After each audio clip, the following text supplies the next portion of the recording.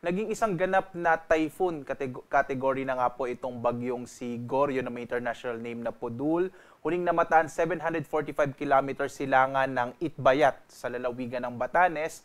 Taglay yung pinakamalakas na hangin na umaabot ng 120 kilometers per hour malapit sa gitna at pagbugso na nasa 150 kilometers per hour. Kasalukuyang kumikilos ito, pakanluran sa bilis naman na 25 kilometers per hour. So makikita po natin sa latest track nitong bagyong si Goryo na posible nga na ito ay maglandfall bukas ng tanghali bandang sa area po ng Eastern Taiwan at lalabas naman ng Philippine Area of Responsibility bukas ng gabi.